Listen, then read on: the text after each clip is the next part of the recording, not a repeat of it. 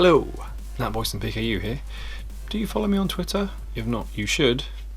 Check out here.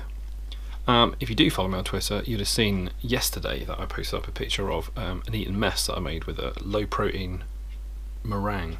After that, I had a lot of requests for people saying, how do you make low protein meringue? Well, this is that video. This is part one, where I make the actual meringue itself, which you can then turn into any number of meringue based products, for example a pavlova or eaten mess, or once you've got the basic recipe you could do anything else with meringue. It's a really good recipe. The meringue itself comes out looking just like normal meringue, so check it out. Okay, so I'm going to make some low protein meringue.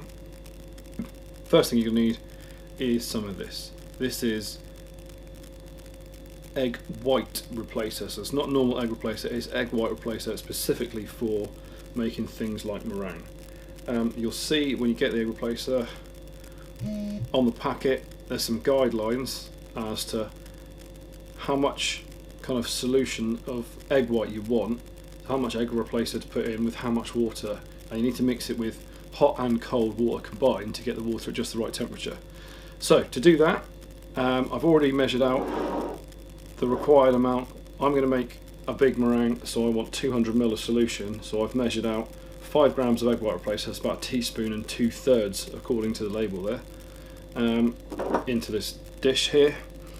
The next thing I'm going to do is I need to measure out the water, and in terms of the water I need 13 tablespoons of water, which comprises of 8 hot and 5 cold. So I'm just going to mix those in a mug.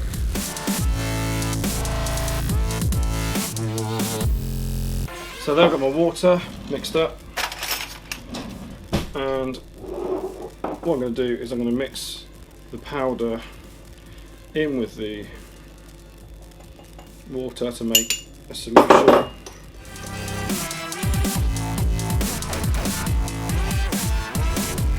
It will, if you just keep mixing it, the bits do dissolve in, and you do end up with a nice, clear, slightly frothy solution. Then what you need to do is, I guess you could do this by hand, but it takes so long that you probably really want to not be doing this by hand, but by machine.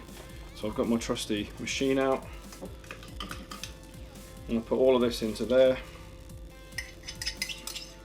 I'm going to set it to whisk on high for 10 minutes. That's 10 minutes. Okay, to start with, it won't look like it's doing much, but trust me, leave it for 10 minutes and you should end up with stiff peaks just like you would with regular eggs. So I'm going to turn this on.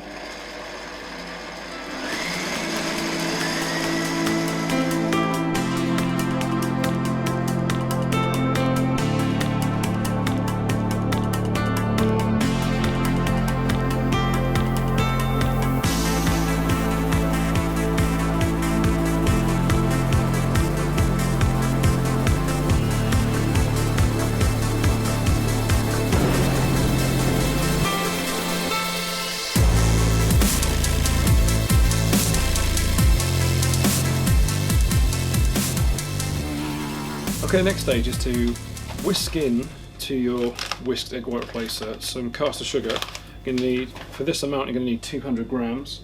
And what you want to do really is add the caster sugar into the egg white mix slowly, 1 spoon at a time, over the course of about another 10 minutes. So put that back in, get it going.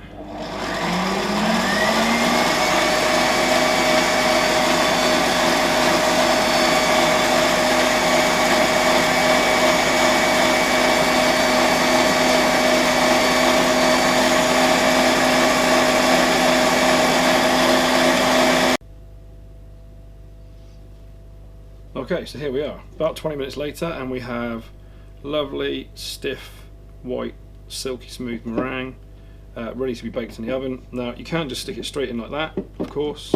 What I sometimes like to do is just get a little bit of food colouring just to jazz it up a little bit.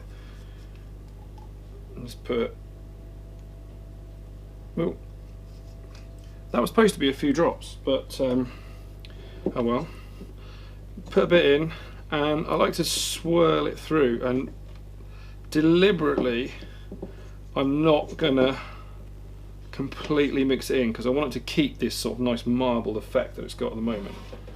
And all I'm going to do, because I'm going to make one big sheet of meringue, so you can either turn the whole thing into like a single pavlova with some cream and some fruit and stuff, or you could then break that up into the smaller chunks to make individual eaten messes, which is what I like to do.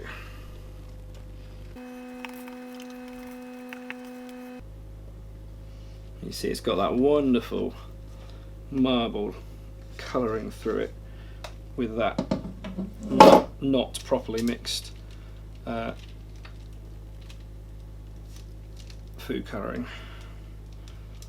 And if you're going to make a pavlova, you want to make it round, and you want to make it thicker in the middle than it is at the edges, so that you can use that recess to put some fruit in. So I'm going to set mine up like that, and then I've got the choice when it's done of either using it for a big pavlova or making smaller eaten mess. That's ready now to go in the oven. Low oven. I think I've got mine as fan oven. I've got it set to about 130. I'm going to put that in for, the instructions on the packet say between an hour and a half until it's firm. So that's what I'm going to do, and we'll see how it comes out.